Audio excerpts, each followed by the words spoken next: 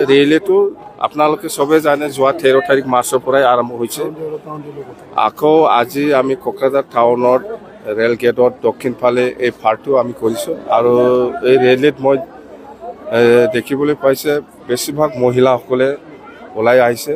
মহিলাসকলে ওলাই অহা মানে এইটো লক্ষণটো ভাল লক্ষণ এইটো আপোনালোকে বুজি লওক। আৰু মুঠতে যিখিনি সহযোগ পাব লাগে বিপিএফ দল হিচাপে ৰাইজৰ পৰা সেই সহযোগটো আমি পাই আহিছোঁ। নিশ্চয় আমি পাই থাকিম। আমাৰ এনেকুৱা ৰেলী প্ৰগ্ৰামটো শেষ হোৱা নাই আৰু 20টামান সমষ্টি আছে, 20টামান শেষ হৈ গ'ল।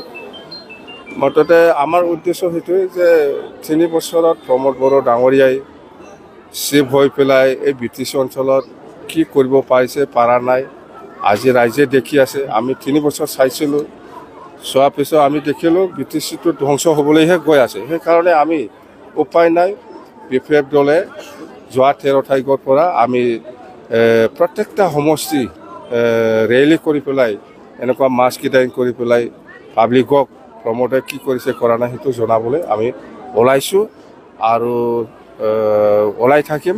আৰু এনেকুৱা শেষ হোৱাৰ পিছত আৰু আকৌ আমাৰ গাৰ্জেন মিট আছে সমষ্টি ৱাইজত।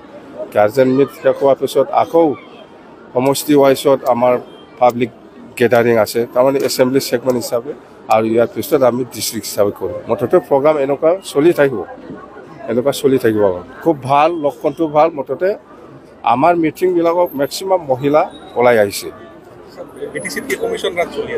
BTCত কমিশ্যন ৰাজ চলি আছে, চলা নাই। ৰাইজে কৈ আছে বহুত পাৰ্চেণ্ট লৈ বোলে, বহুত পাৰ্চেণ্ট 30%, 40% পইচা লৈ পেলাই বিল দি আছে বোলে, কোনোবা পইচা দিলেও নাপায়। এইবিলাক মই শুনি আছোঁ। নিশ্চয় হ'ব, নহ'লে কেনেকৈ এনেকুৱা প্ৰচাৰ হ'ব। প্ৰমোদ বড়োই কোৱা মতে আপুনি এইবাৰ লোকসভা ইলেকশ্যনত মানে 2টা ছিট নাপায়। যদি আপুনি এজন ভাল লিডাৰ তেতিয়াহ'লে পাই দিব। আমি 2টা ছিট আমি পামেই, ওদালগুৰি একটা আৰু কোকৰাঝাৰ একটা। ৰেলীটো আপোনালোকে সবে জানে যোৱা 13 তাৰিখ মাৰ্চৰ পৰাই আৰম্ভ হৈছে।